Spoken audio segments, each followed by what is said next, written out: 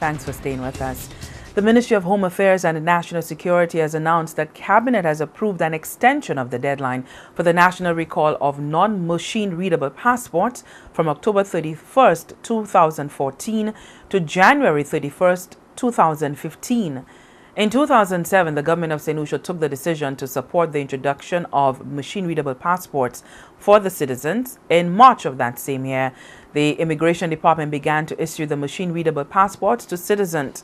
The introduction of the machine-readable passports is to enhance the security of travel documents to avoid counterfeiting and fraudulent alterations.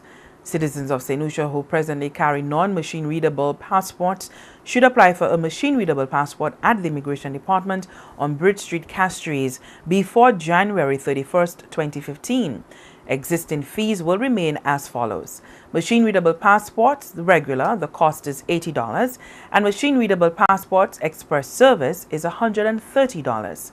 At the end of the recall, citizens of St. Lucia will not be permitted to travel with the non-machine readable passports. While help is available, no one has to die. That's the message to St. Lucians from the Mental Wellness Center. The message is in response to the spate of suicides in the country. Consultant psychiatrist Dr. Naomi Shabatiste is calling on family and friends to pay close attention to their circle and look for signs of depression. People who all of a sudden become withdrawn, stay in their room, stick to themselves, they don't really want to mix with family members or friends as they used to before. That can be a sign of depression. Also, people who all of a sudden were down and all of a sudden you see a sudden change in their demeanor, like they all of a sudden happy. Because many people who commit suicide, just before committing suicide, they believe that they have found a solution to their problem. So sometimes they start to give away their things, or sometimes they write suicide notes. So we need to recognize any kind of change in these people. And it's very important that family members or people who are close to them, friends, recognize these symptoms and make the appropriate referrals. People who commit suicide are overwhelmed by a feeling of hopelessness. However, Dr. Shabati says it can be as a result of a serious mental illness. It can be psychosis because psychosis means that they're not in touch with reality, and they might be hearing voices telling them to kill themselves and they're worthless. Some people who are depressed, they're very depressed, they can also be psychotic, and then they hear the voices telling them what we call command hallucinations, asking them to kill themselves, so that they obey these voices and then they kill themselves. We also have people who commit suicide because of impulse, just people who are just impulsive, and they just did that. And it would have, if they had taken a second or a few seconds to talk to somebody, that things may have gone differently. So there are various reasons why people commit suicide.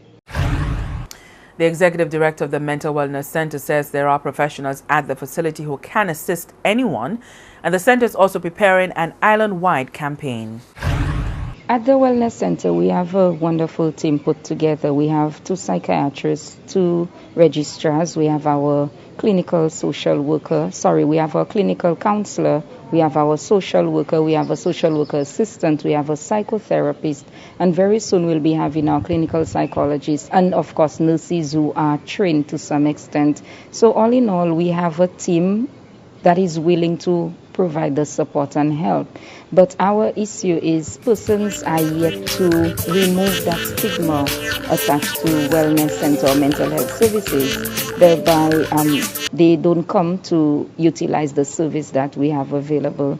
But as part of our plans, we do want to move our services into the community. On Wednesday, 2 males, a 20-year-old and a 62-year-old, took their lives. In other developments, the St. Lucia Child Development and Guidance Center will be participating in the St. Lucia Triathlon this weekend. The center is fielding a team of special needs athletes and their parents. Staffer Aretha Cooper says the event will be used as an avenue to draw awareness to the center and raise funds. The center will next year lose one of its biggest sponsors.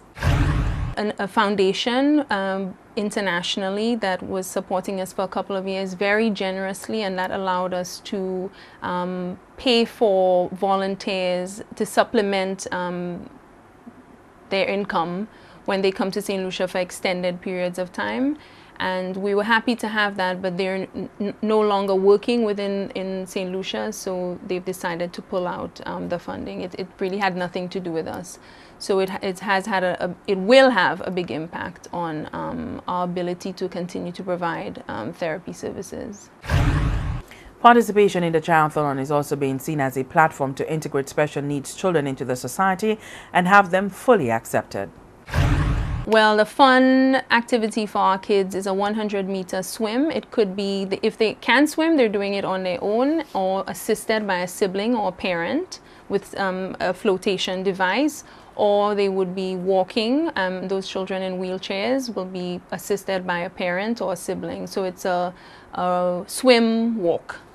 Both, mainly that we want to raise awareness. If we get sponsorship, that's fantastic. We always need support, but our main focus for this event is to bring families out, the general public out, to support children with disabilities and to witness that they can be included in events of this type every time, not only on special occasions. So anytime an athletic event or social event comes up, we want organizers and marketing people to consider including people who have disabilities or different special needs, including them and their families, rather than always organizing separate events from them, because that is the way we break down barriers.